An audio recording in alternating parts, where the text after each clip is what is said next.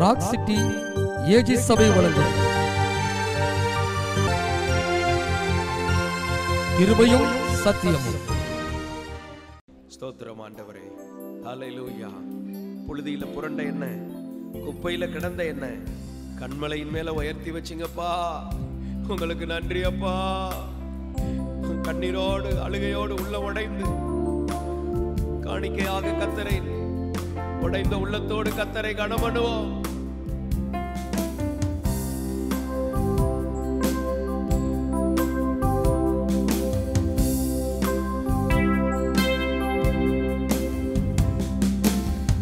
நீங்க செஞ்ச நன்மைகளை நினைச்சு பார்க்கிறேன், தினம் தினம் நன்றி சொல்லி துதிச்சு மகிழ்கிறேன்.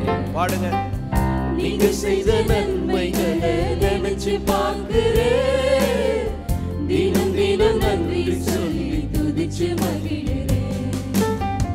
புழுதியில் புரண்ட என்னை, குப்பையில் கிடந்த என்னை, புழுதியில் புரண்ட என்னை, குப்பையில் கிடந்த என்னை கண்மலை மேல் உயர்த்தி வச்சு உம்மை உயர்த்துவேன்.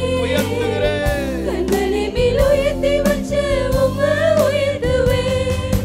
நன்றி ஐயா, நன்றி அப்பா, நன்றி ஐயா, நன்றி. நாளெல்லாம் உமக்கே நன்றி ஐயா, எல்லாரும் நன்றி ஐயா, thank you Lord. நன்றி ஐயா, நாளெல்லாம் உமக்கே நன்றி ஐயா. நினைச்சு பார்க்கிறேன், எல்லாரும் பாடலாம். தினம் தினம் நன்றி சொல்லி துதிச்சு மகிழ்கிறேன். நீங்க செஞ்ச நன்மைகளை நினைச்சு பார்க்கிறேன், தினம் தினம் நன்றி சொல்லி துதிச்சு மகிழ்கிறேன்.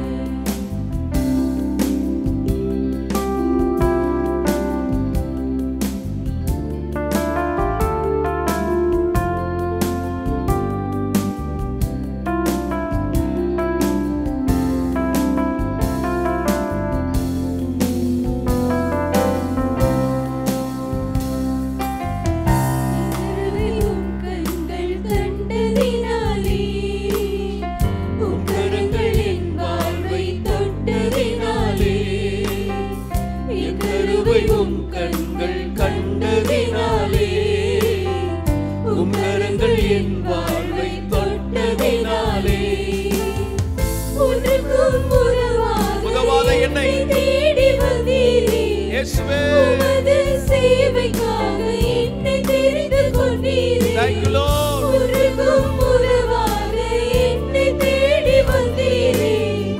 உமது சேவைக்காக என்னை தெரிந்து கொண்டீரே. நன்றி ஐயா, நன்றி அப்பா. நன்றி ஐயா, நாளெல்லாம் உமக்கே நன்றி எல்லாரும் ஐயா. சத்தத்தை உயர்த்தி நன்றி ஐயா, அவரை மகிமைப்படுத்துவோம். நன்றி ஐயா, நன்றி. நாளெல்லாம் உமக்கே நன்றி ஐயா. செஞ்ச நன்மைகளை நினைச்சு பார்க்கிறேன், தினம் தினம் நன்றி சொல்லி துதிச்சு மகிழ்கிறேன். நீங்க செஞ்ச நன்மைகளை நினைச்சு பார்க்கிறேன், தினம் தினம் நன்றி சொல்லி துதிச்சு மகிழ்கிறேன்.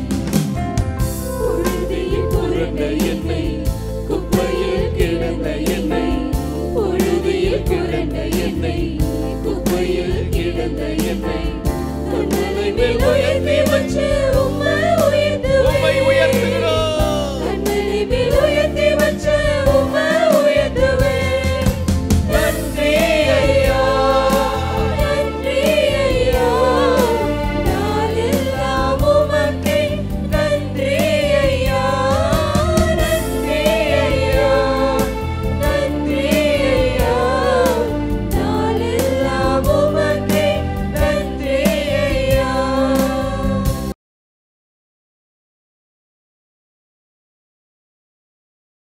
பேதுருவுக்கு தேவன் காட்டிய 7 கிருபைகள். பேதுருவை தேவன் ரொம்ப நேசித்தார். உங்களுக்கு தெரியும், எல்லாம் அப்போஸ்தலர்களை காட்டிலும் பேதுரு எப்படிப்பட்டவனாக இருந்தார்? ரொம்ப துடிப்புள்ளவராக இருந்தார். அப்படி தானே? இயேசுக்கு ரொம்ப சப்போர்ட்டிவாய் இயேசு என்ன சொன்னாலும் முதல்ல போய் நிற்கிறது தான் யாரு? பேதுரு. அவருக்கு பேதுரு இயேசுக்கு ஒரு வலது கை போல அப்படி சொல்லலாம். அந்த அளவுக்கு ரொம்ப ஒரு சப்போர்ட்டிவான ஆளாக இருந்தவர் தான் யாரு? இந்த பேதுரு. ஆனால் இந்த பேதுருவை குறித்து தேவனுடைய காரியங்கள் என்ன, பேதுருவை கர்த்தர் இப்படியெல்லாம் தூக்கி எடுத்தார் என்று சொல்லி சில காரியங்கள் பார்க்க போகிறோம். முதலாவது வாசிங்க, லூக்கா 22 அதிகாரம் 31-32. பின்னும் கர்த்தர், சீமோனே சீமோனே, இதோ கோதுமையை சுலகினால் புடைக்கிறது போல சாத்தான் உங்களை புடைக்கிறதற்கு உத்தரவு கேட்டுக்கொண்டான். நானோ உன் விசுவாசம் ஒளிந்து போகாதபடிக்கு உனக்காக வேண்டிக் கொண்டேன். நீ குணப்பட்ட பின்பு உன் சகோதரரை ஸ்திரப்படுத்து என்றார். பேதுருவுக்காக இயேசு வேண்டிக் கொள்ளுகிறேன் என்று சொல்லுகிறார். யாருக்காக? இந்த பேதுருவுக்கு அவன் நிறைய காரியங்கள் அகப்பட போகிறான், அவனுக்கு நிறைய டிஸ்டர்பன்ஸ் வரப்போகுது, சாத்தான் அவனை என்ன செய்ய போகிறான்? சுளவினால் புடைக்க போகிறான் என்று இயேசு அறிந்திருந்தார். அதனால என்ன சொல்லப்பட்டிருக்கீங்க? பேதுரு பார்த்தாண்டு சொல்கிறார், பேதுருவே, உன்னை கோதுமையை சுலகினால் புடைக்கிறது போல சாத்தான் என்ன செய்ய போறான்? புடைக்க போகிறான். ஆனாலும் நான் உன்னுடைய விசுவாசம் ஒளிந்து போகாதபடிக்கு உனக்காக என்ன செய்கிறேன்? வேண்டுதல் செய்கிறேன். அல்லேலூயா. பேதுருவுக்காக இயேசு வேண்டுதல் செய்கிறவராக இருந்தார். பேதுரு ஏன்னா அவனை கொண்டு தேவன் ஒரு பெரிய திட்டம் வைத்திருந்தார். இதே போல நம்முடைய வாழ்க்கையில நம்மளை கொண்டு தேவன் அநேக திட்டங்களை வைத்திருக்கிறார்.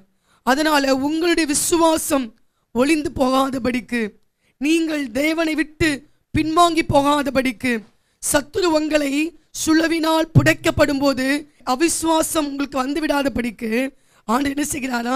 உங்களுக்காக வேண்டுதல் செய்கிறவராக இருக்கிறார். அல்லேலூயா, அல்லேலூயா. ஆண்டவர் நமக்காக வேண்டுதல் செய்கிறார், பேதுருக்காக வேண்டுதல் செய்கிறார். வேதம் சொல்லுதுல, நமக்காக வாக்கு கடங்காத பெருமூச்சுகளோடு பரிசுத்த ஆவியானவர் என்ன செய்கிறாரு? நமக்காக வேண்டுதல் செய்கிறார். இங்கே இயேசுவே வேண்டுதல் செய்கிறார். நம்ம மேல தேவனுடைய திட்டம் இருக்குமானால் தேவன் நமக்காக வேண்டுதல் செய்வார். ஆமென், அல்லேலூயா. பேதுருவை போல ஒவ்வொரு விசுவாசிகளும் எழும்ப வேண்டும். பேதுருவை போல சப்போர்ட்டிவான ஆட்கள் எழும்ப வேண்டும். பேதுருவை போல துடிப்பானவர்கள் எழும்ப வேண்டும். பேதுருவை போல இயேசுக்கு வலக்கரம் கொடுத்து தாங்குவங்க எழும்ப வேண்டும். அப்படிப்பட்டவர்களுக்காக இயேசு ஜெபிக்கிறவராய் காணப்படுகிறார். அல்லேலூயா. அநேக பிரச்சனைகள் வரும்போது முதலாவது நமக்குள்ள இருந்து வெளியே போகிறது என்ன தெரியுமா? விசுவாசம் தான் முதல்ல வெளியே போகும். சாத்தா முதல்ல பயன்படுத்துகிற ஆயுதம் என்ன தெரியுமா? விசுவாசத்தை அவன் ஒளிய பண்ணுவான். விசுவாசத்தை ஒளிய பண்ணிட்டு அவிசுவாசம் என்ன செஞ்சுவான்? நமக்குள்ள கொடுத்துருவான். அல்லேலூயா. ஒரு சின்ன பலவீனத்தை கொடுத்து ஒரு அவிசுவாசத்தை உள்ள கொடுத்துருவான். அவிசுவாசம் வந்த உடனே நம்ம எப்படியா மாறிடும்? நம்ம பலமுள்ள நபர், நம்மளை கர்த்தர் பலமுள்ள நபராய் வைத்திருக்கிறார், நாம் பலவீனமான ஆட்களாய் மாறிவிடுகிறோம். அல்லேலூயா. காரணம் என்ன? பிசாசின் தந்திரங்கள் நமக்கு தெரியாதவைகள் அல்லவே. அவனுடைய தந்திரத்தை அறிந்து ஜெயிக்கிறவங்களாய் தேவன் நம்மளை மாற்ற விரும்புகிறார். அல்லேலூயா. நாம் பிசாசோடு போராடி அவன் சுலகினால் புடைக்கும் போது நம்முடைய விசுவாசம் ஒளிந்து போகாதபடிக்கு அவர் நமக்காக வேண்டுதல் செய்கிறவராக இருக்கிறார். அல்லேலூயா, அல்லேலூயா. இயேசு பிதாவிடத்தில் ஜெபிக்கிறார், ஆண்டவரே நீ எனக்கு தந்த எல்லாருக்காக நான் வேண்டிக் கொள்கிறேன். நம்ம எல்லாம் பிதாவானவர் இயேசு கையில கொடுத்திருக்கிறார், அப்படித்தானே? நமக்காக இயேசு பிதாவிடத்தில் பரிந்து பேசி கொண்டிருக்கிறார். விசுவாசிக்கிறீங்களா? நமக்காக பரிந்து பேசி கொண்டிருக்கிறார். ஆண்டவரே, தேவனே, பிதாவே, இவங்களுக்கான ரத்தம் சிந்தினேனே, இவங்க விசுவாசம் ஒளிந்து போயிடக்கூடாது. அவங்களை சாத்து அவங்களுக்கு புடைக்கும் போது அவங்க மனம் தளர்ந்து போயிடக்கூடாது, சோர்ந்து போயிடக்கூடாது, அவங்க சோர்ந்து சூரியச்செடியின் கீழே போய் உட்கார்ந்துடக்கூடாதுன்னு சொல்லி அவர் நமக்காக பிதாவிடத்தில் பரிந்து பேசுகிற பிரதான ஆசாரியன் நமக்கு இருக்கிறார். அல்லேலூயா. இயேசு நமக்காக ஜெபிக்கிறவராக இருக்கிறார். பேதுருவுக்காக இயேசு ஜெபித்தார். பேதுரு மேல தேவனுடைய கிருபை இருந்தது. பேதுருக்கு தேவனுடைய கிருபையை கொடுத்தார். நமக்கும் இயேசு அவருடைய கிருபை அளவில்லாமல் கொடுக்க வேண்டும். அல்லேலூயா. அடுத்ததாக லூக்கா 22:61 வாசிங்க. அப்பொழுது கர்த்தர் திரும்பி பேதுருவை நோக்கி பார்த்தார். சேவல் கூவுகிறதற்கு முன்னே நீ என்னை 3 தரம் மறுதலிப்பாய் என்று கர்த்தர் தன்னிடத்தில் சொன்ன வசனத்தை உடனே பேதுரு நினைவு கூர்ந்து வெளியே போய் மனம் கசந்து அழுதான். இங்கே அடுத்ததாக பேதுரு என்ன செய்கிறான்? அவன் பின்மாற்ற சொல்ல முடியாது, மறுதலிக்கிறவனாய் மாறிவிடுகிறான். சுலகினால் புடைக்கிறதுக்கு உத்தரவு வேண்டிக் கொண்டான் சாத்தான். இங்கே தேவனிடத்தில் கர்த்தர் உத்தரவு கொடுத்துட்டாரு. முதலாவது எப்படி புடைக்கிறான்? முதலாவது அவனுக்குள் இருக்கிற அந்த தேவன் மேல் வைத்திருக்கிற ஒரு முழு வைராக்கியத்தை என்ன செய்யறாம விட்டு கொடுக்குறாங்க. அங்க என்ன சொல், எங்க 3 தடவை சேவல் 2 முறை கூவும் முன்னாடி நீ என்ன செய்வேன்? 3 முறை மறுதலிப்பாய். அப்ப அவன் என்ன செய்றாங்க? இயேசுவை நான் அறியேன், இயேசு எனக்கு தெரியாது, இயேசுவை சபிக்கவும் சத்தியம் பண்ணவும் தொடங்கினான். எப்படிப்பட்ட பேதுரு பாருங்க. இயேசுவுக்காக அல்குசுடைய காதை கூட என்ன செஞ்சாம வெட்டினான். அப்படிப்பட்ட ஒரு பேதுரு என்ன செய்யாம மறுதலிக்கிறான். இயேசுவா எனக்கு யாரும் தெரியாது, அவரை நான் அறியல. அந்த பேதுரு இயேசுவை என்ன செய்கிறான்? அங்கே மறுதலிக்கிறான். ஆனா பாருங்க, தேவனுடைய கிருபை. எனக்கு தெரியும் பிசாசு அவனை புடைக்க என்ன செய்து கொண்டிருக்கிறான். அவன் பிசாசு பேதுருவை புடைத்து கொண்டிருக்கிறான் என்பதை இயேசு அறிந்திருந்தார். இப்படித்தான் நம்ம நிறைய தடவை என்ன செஞ்சிடுறோம்? சில சுச்சுவேஷன் சூழ்நிலை வரும்போது நம்ம மறுதலிக்கிறவங்களா மாறிடுறோம். எத்தனை நன்மைகள் பெற்றிருந்தாலும் இஸ்ரவேல் ஜனங்கள் பாருங்க, எவ்வளவோ நன்மைகள் கர்த்தரிடத்தில் பெற்றுக்கொண்டாங்க. ஆனாலும் அந்த வனாந்தர வாழ்க்கையில் என்ன செய்றாங்க? முறுமுறுக்கிறாங்க, எதிர்த்து நிற்கிறாங்க, கீழ்ப்படியாம போனாங்க. பரீட்சை பார்த்தார்கள் வேதம் சொல்லுது. தேவனை பரீட்சை பார்க்கிறாங்க. வணங்கா கழுத்துள்ள ஜனம் என்று கர்த்தர் சொல்லுகிறார். அதை பார்த்து இஸ்ரவேல் ஜனங்கள் அப்படி இருந்தாங்க. ஆனால் இயேசுக்கு தெரியும் பேதுருவை பிசாசு புடைத்து கொண்டிருக்கிறான். ஆனால் தேவனுடைய விசுவாசம் ஒளிந்து போகக்கூடாது என்று சொல்லி அந்த இயேசு என்ன பண்ணுகிறார்? பேதுருவை திரும்பி பார்க்கிறார். அல்லேலூயா. இப்படிதான் அநேக முறைகள் நாம் ஏதோ ஒரு காரியத்தில் சத்துரு நம்மளை பரீட்சை பார்க்கும்போது நம்முடைய விசுவாசம் ஒளிந்து போகாமல் இருக்க தேவன் நம்மளை என்ன செய்கிறார்? அவருடைய முகத்தை கொடுத்து நமக்கு தரிசனமாகிறார். அல்லேலூயா, அல்லேலூயா. அவர் திரும்பி பேதுருவை பார்க்கிறார். பேதுருவை பார்த்த உடனே பேதுரு என்ன செய்கிறான்? மானம் கசந்து அழுகிறான். ஒரு பார்வைதான் வந்து இயேசு பேதுருட்ட பேசல. நீ என்ன மறுதலிச்சிட்டேன்னு சொல்லி ஒரு வார்த்தை கேட்கல பேதுருக்கிட்ட ஆண்டவர். ஆனா என்ன ஆச்சுது? ஒரு பார்வையினால் பேதுரு என்ன செய்யப்பட்டான்? அவன் குத்தப்பட்டான். ஆனா கூட இயேசு அவன் மேல என்ன செய்யல? கோபப்படவே இல்லை. அநேக முறைகள் இப்படித்தான் நாம என்ன செய்யலாம்? ஆண்டவரை நிறைய நேரங்கள் என்ன செஞ்சிருக்கலாம்? மறுதளிச்சிருக்கலாம்.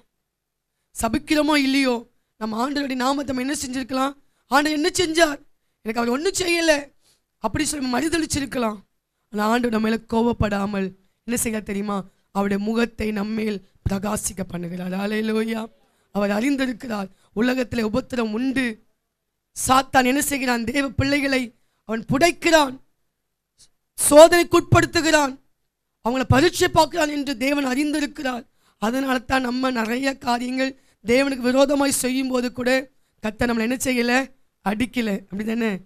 எத்தனை தவறுகள் செய்திருக்கிறோம், எவ்வளோ அடம் பிடிச்சிருக்கிறோம், எவ்வளோ கீழ்ப்படியாமல் இருந்திருக்கிறோம், தேவனுக்கு பிரியாமல் எப்படி வாழ்ந்திருக்கிறோம். கர்த்தர் நம்மளை அடிச்சிட்டாரா? இல்லை. ஏன் தெரியுமா? அவருக்கு தெரியும் ஜனங்கள் என்ன செய்கிறாங்க. அந்த உலகத்தில் உள்ள உபத்திரவத்துக்கு, அந்த சாத்தானுடைய கிரியைகளுக்கு அவங்க என்ன செஞ்சுட்டாங்க? மீண்டு வர முடியாதபடி இருக்கிறது தேவன் பார்க்கிறார். அல்லேலூயா. அதனால தான் வசனங்களை கொடுத்து நம்ம என்ன செய்கிறார்? அவர் உயிர்ப்பிக்கிறார். அவருடைய வார்த்தை கொடுத்து உயிர்ப்பிக்கிறார். அவருடைய முக தரிசனத்தை காண்பிக்கிறார். ஆமென். அல்லேலூயா.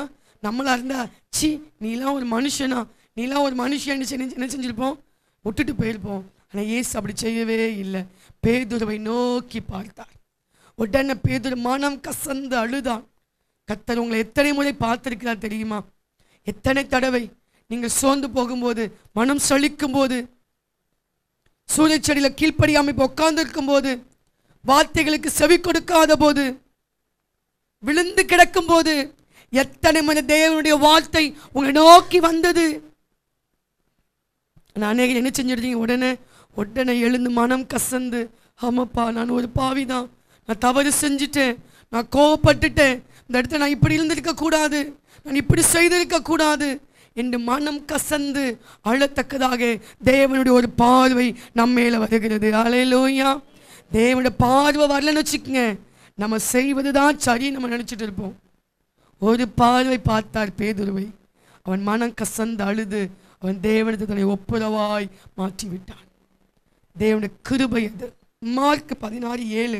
நீங்கள் அவருடைய சீஷரிடத்திற்கும் பேதுருவிடத்திற்கும் போய், உங்களுக்கு முன்னே கலிலேயாவுக்கு போகிறார், அவர் உங்களுக்கு சொன்னபடியே அங்கே அவரை காண்பீர்கள் என்று அவர்களுக்கு சொல்லுங்கள் என்றான்.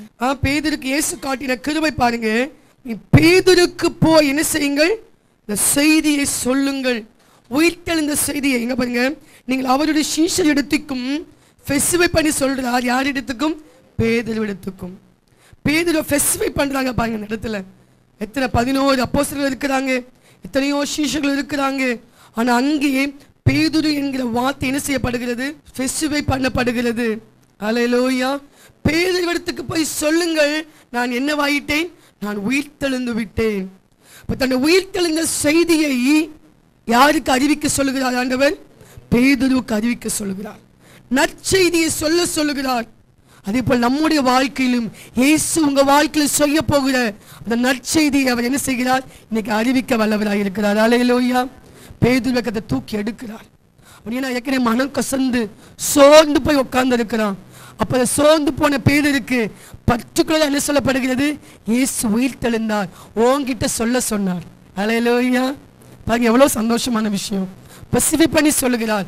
உன்னிடத்தில் கர்த்தர் சொல்லுகிறார், நான் உயிர்த்தெழுந்து விட்டேன் என்று. இதே போல ஆண்டு நிறைய காரியங்களை உங்களுக்கு ஸ்பெசிஃபை பண்ணி சொல்ல போகிறார். ஆமென். அல்லேலூயா. விசுவாசிக்கிறீங்களா? பர்டிகுலரா உங்களுக்கே கர்த்தர் சொல்ல போகிறார். உங்களுக்கு என்று சில ஆசீர்வாதங்களை பர்டிகுலரா வச்சிருக்கிறாரு. அநேக நன்மைகளை உங்களுக்கு என்று கர்த்தர் பர்டிகுலரா வைத்திருக்கிறார். அல்லேலூயா. அல்லேலூயா. கர்த்தர் உங்களுக்கு என்று கொடுக்க போகிறார். நீங்க நினைக்கிறீங்க, ஐயோ நான் ஒரு இவ்வளோ சபையில ஒரு கும்பல்ல ஒரு ஆளு அப்படிதான் நீங்க நினைப்பீங்க. அப்படி அல்ல. ஆனால் தேவன் அப்படிப்பட்ட நபராய் நீங்க இருந்தாலும் நீங்க கர்த்தருக்காக நீங்க செயல்படும் போது தேவன் உங்களை எப்படி மாற்ற போகிறார்? தனித்தன்மையாய் மாற்ற போகிறார். அடுத்ததாக வாசிங்க, லூக்கா 24:34 வாசிங்க. கர்த்தர் மெய்யாகவே உயிர்த்தெழுந்து சீமோனுக்கு தரிசனமானார் என்று அவர்கள் சொல்ல கேட்டு. இங்கே கர்த்தர் மெய்யாகவே உயிர்த்தெழுந்து சீமோனுக்கு தரிசனமானார். பாருங்க, அவர் உயிர்த்தெழுந்துட்டாரு, போய் சொல்லிட்டாரு. அடுத்ததாக என்ன பண்ணிருக்கிறார்? இங்க பர்சனலா தரிசனமாகிறார். நல்லா கவனிங்க. சீஷர்கள் கூடி இருக்கும்போது போய் சந்திக்கிறார், பெண்களுக்கு சந்திக்கிறார், இப்படி நிறைய சந்திக்கிறார். ஆனால் இங்கே என்ன செய்கிறார்? பேதுருவை பர்டிகுலராக போய் சந்திக்கிறார். அல்லேலூயா. பேதுருவுக்கு எவ்வளோ இம்பார்ட்டனை அங்கே இயேசு கொடுக்கிறார். அப்போ பேதுரு இயேசு கூட இருந்த நாட்களில் எந்த அளவுக்கு அவன் முக்கியத்துவம் வாய்ந்தவனாய் அவன் இருந்திருக்கிறான் பாருங்க. இன்னைக்கு ஆண்டவர் உங்களை பர்டிகுலராய் சந்திக்க விரும்புகிறார். விசுவாசிக்கிறீங்களா? உங்களை பர்டிகுலராய் சந்திப்பார். நீங்கள் ஆண்டவருக்கு தேவை என்பது அவருக்கு தெரியும். நீங்கள் ஆண்டவருக்கு தேவை. உங்களை விடுறதுக்கு அவருக்கு விருப்பம் இல்லை. ஐயோ எக்கீடு கட்டு போகட்டும் அப்படின்னு விடுறதுக்கு ஆண்டவருக்கு விருப்பம் இல்லை. உங்களை பர்டிகுலராய் கர்த்தர் உங்களை சந்திக்க போகிறார். அல்லேலூயா. அல்லேலூயா. அவர் சந்திக்கட்டும், அது வரைக்கும் நான் உட்கார்ந்துருக்கிறேன் அப்படி இல்லை. நீங்கள் உட்கார்ந்துருக்கிறீங்களோ எழும்புறீங்களோ தெரியாது. தேவன் நீங்கள் எப்படி இருந்தாலும் உங்களை சந்திக்க வந்து கொண்டு இருக்கிறார். பர்டிகுலர் பண்ணி உங்களை சந்திக்க போகிறார். ஆமென். எப்படி வேணால் உங்களை சந்திப்பார். ஒரு வசனத்தை கொண்டு உங்களோடு கூட பேசுவார். இன்னைக்கு ஆண்டவர் உங்களை பர்டிகுலர் பண்ணி பேச போகிறார், உங்களை சந்திக்க விரும்புகிறார். ஏனென்றால் நீங்கள் பேதுருவை போல எழும்பணும் என்று தான் கர்த்தர் விரும்புகிறார். அல்லேலூயா. ஆமென். பேதுருவை போல எழும்பணும். பேதுருவை கொண்டு தேவன் பல திட்டங்களை வைத்திருந்தார். அவர் உங்களுக்கும் தரிசனமாகிற தேவனாக இருக்கிறார். 5வதாக யோவான் 21 3 வசனம் வாசிங்க. சீமோன் பேதுரு மற்றவர்களை நோக்கி, மீன் பிடிக்க போகிறேன் என்றான். அதற்கு அவர்கள், நாங்களும் உம்முடனே கூட வருகிறோம் என்றார்கள். இங்கே அடுத்ததாக பேதுரு என்ன பண்ணிட்டான்? மறுபடியும் ஒரு பின்மாற்றம் பாருங்க அவனுக்கு. பாருங்க, பேதுருவை இப்படி இருந்தால் நம்மளாம் எந்த மூலைக்கு இருக்கிறோம் பார்த்தீங்களா? பேதுரு, நான் மீன் பிடிக்க போகிறேன். இயேசு அவனை பார்த்திருக்கிறார், மனக்கசந்து அழுதிருக்கிறான், அவன் உயிர்த்தெழுதலை அறிவித்திருக்கிறார், தனியாக வந்து சந்தித்திருக்கிறார். இது மட்டும் போதாது, நீ இதுக்கப்புறம் என்ன செய்ய ஆரம்பிச்சிட்டான்? நான் மீன் பிடிக்க போகிறேன். எப்பா இந்த பேச்சுக்கே நான் வரலை, நான் மீன் பிடிக்க போகிறேன். ஹல்லேலூயா. எத்தனை பேர் இப்படி சொல்லியிருக்கீங்க, யோசிச்சு பாருங்க. ஆனால் ஆண்டவர் என்ன செஞ்சால் தெரியுமா? உடலில் மீன் பிடிக்க போனாலும் தொடர்ந்து பேதுரு பின்னாடியே வந்துட்டார் இயேசு கிறிஸ்து. ஹல்லேலூயா, ஹல்லேலூயா. ஏன் தெரியுமா? உங்களை கர்த்தர் அவ்வளவாய் நேசிக்கிறார். எவ்வளோ பலவீனம் உங்களுக்குள்ள இருந்தாலும், எவ்வளோ போராட்டம் உங்களுக்குள்ள இருந்தாலும், எவ்வளோ விதமான மறுதளிக்கிற வார்த்தைகள் உங்களுக்குள்ள இருந்தாலும் உங்களை விடுறதுக்கு அவருக்கு விருப்பம் இல்லை. ஏன்னா உங்களை அவர் அவ்வளவாய் நேசிக்கிறார். ஏன்னா நீங்களும் நானும் என் இயேசுக்கு தேவை. ஹல்லேலூயா. எத்தனை பேர் விசுவாசிக்கிறீங்க? ஆமென்.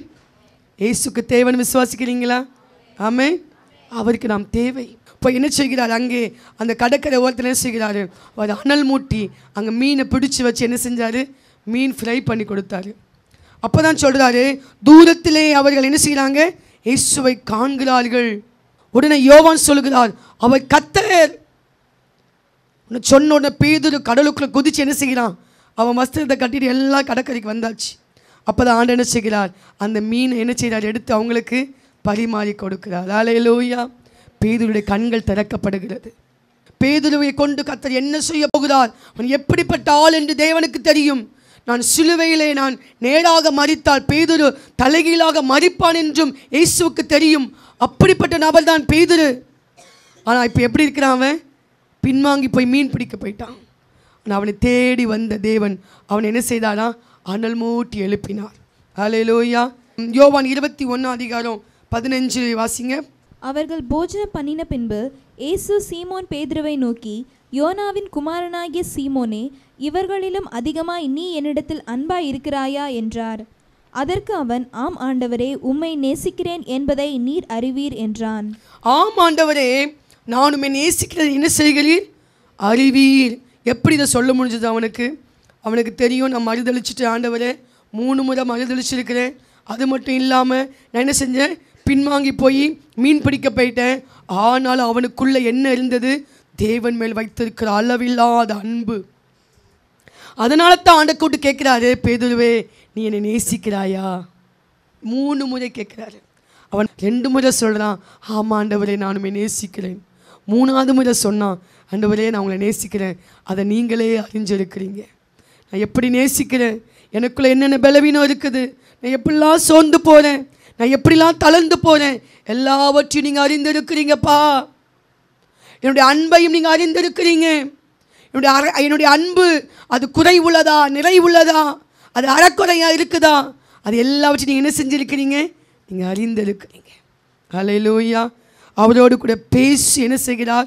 அவனுடைய ஃப்யூச்சர் ஊழியத்தை அவனுக்கு தெரியப்படுத்துகிறார். நீ இள வயதில் இஷ்டம் போல நீ போனேன், இஷ்டம் போல வருவேன், இஷ்டம் போல செய்வேன், பிடிச்சா ஆராதிக்க வருவேன், பிடிச்சா ஊழியம் செய்வேன், பிடிக்காட்டி உட்காந்துப்ப வீட்டில், எல்லாம் இஷ்டம்தான்.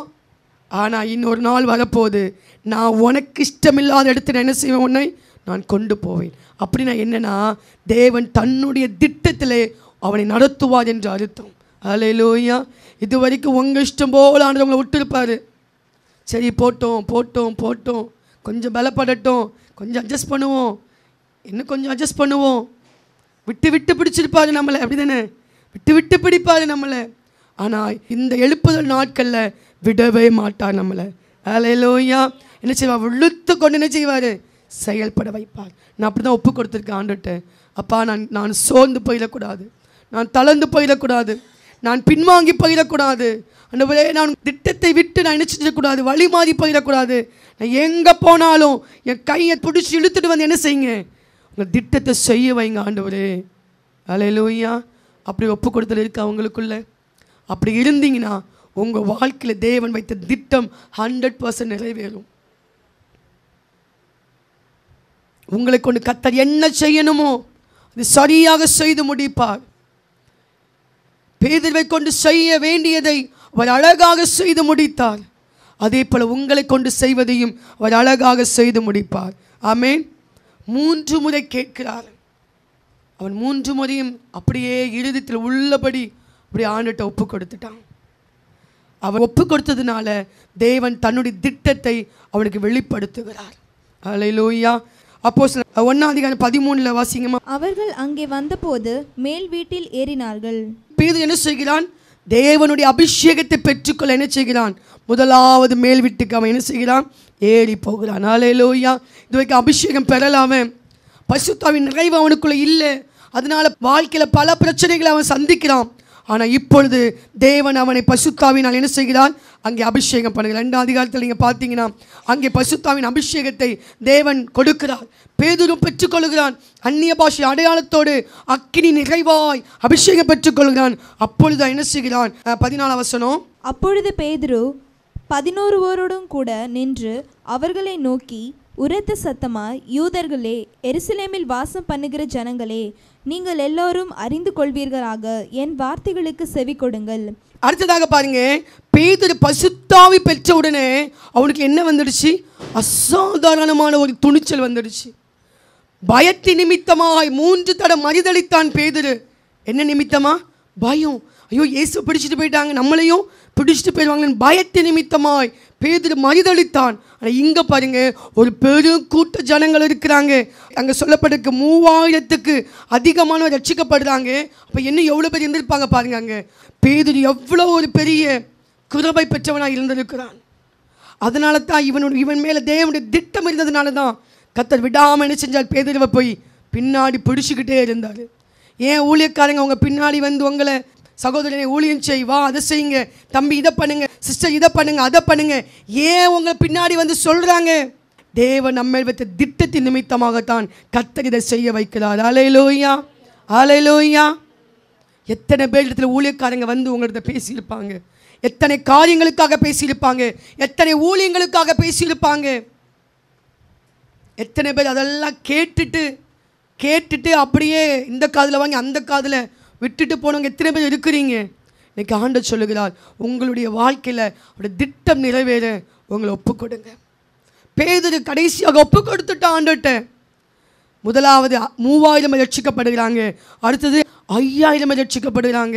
5 அதிகாரத்தில் அங்கே அனனியா சப்பிரா என்கிறவங்க என்ன செய்கிறாங்க? பொய் சொல்கிறாங்க. ஆனால் பேதுரு என்ன செய்கிறான்?